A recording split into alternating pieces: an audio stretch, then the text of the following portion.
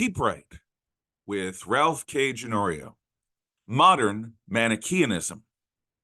Black or white, light or dark, good or evil, true or false. There is no middle ground.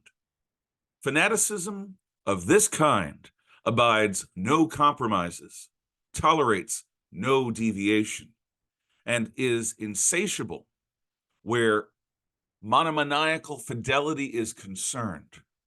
To such zealots, opponents must be enemies, stupid and evil. Such intransigence is un-American. It is an echo of the ancient world. It is Manichean. Mani was a 3rd century AD Zoroastrian prophet. His faith was Persian dualism, with 2 co-equal gods, a lord of light, Ormazd, or Ahura Mazda, and a dark lord, Ahriman, or Angra Mainyu. When these equal and opposite powers touched, the resulting explosion became our universe. Human choice will resolve this creation into either a perpetual heaven of light or the eternal darkness of hell.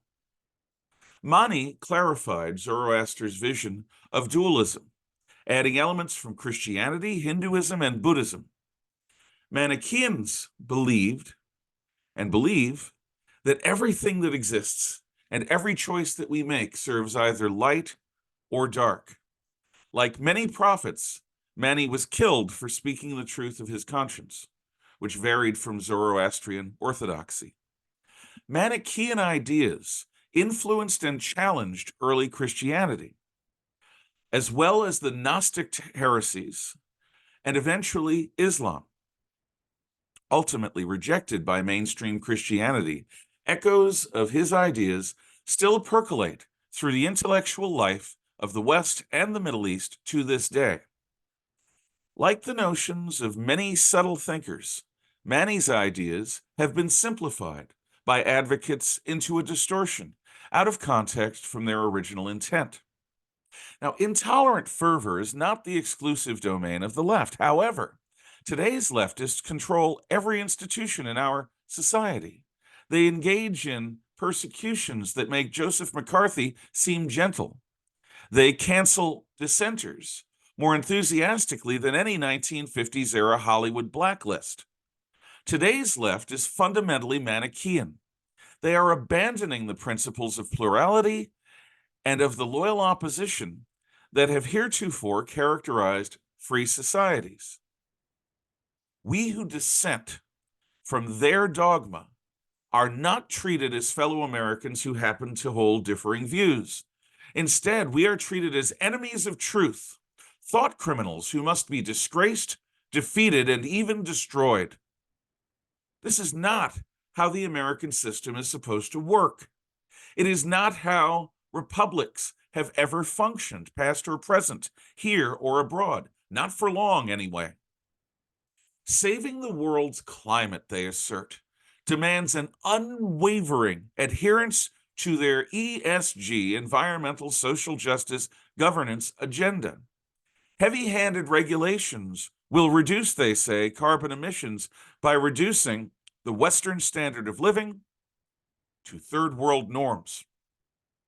Energy and food production will be reduced to near pre-industrial levels, along with the worldwide human population. That's us. Indeed, activists who crave to play at being God with the global climate mean to reduce common humanity to a desperate poverty and even to starvation. For this very reason, farmers from all over Europe and now Canada are in open revolt against the environmental hyper-regulations of the European Union and the Canadian Federation. These policies on mechanization, fertilization, and chemicals in general are destroying the capacities of people to earn a living growing food in Europe and Canada. Food production is being severely undermined as a result of these policies. Soon, food shortages must inevitably result. However, To the true believer, nothing must interfere with their establishing totalitarian control, what they call sustainability. The environment is but one small front in their jihad against the West's traditions of freedom, liberty, heterodoxy, and human rights. Another trait, or should I say another front, is the full normalization of homosexuality, its introduction into all forms of entertainment and into the consciousness of pre-sexual elementary school-age children. This is being carried out with vigor.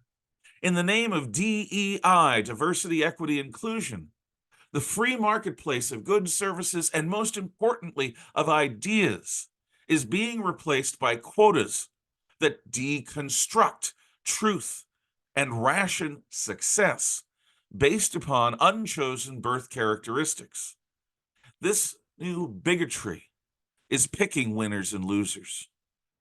Nothing must be permitted to confuse the public about the righteousness of their cause, they insist. So, the normal rules for debate in a democracy are being suspended. Free speech cannot be allowed to disrupt their agenda, to cloud their narrative. In service to the acquisition of raw power to enact their agenda, today's left prosecute President Trump, try to keep him off the ballot, designate conservatives and libertarians as being domestic terrorists, call news that disagrees with their narrative misinformation, and demonize ultra MAGA Republicans like me. Their Manichean frenzy is the true enemy of our democracy.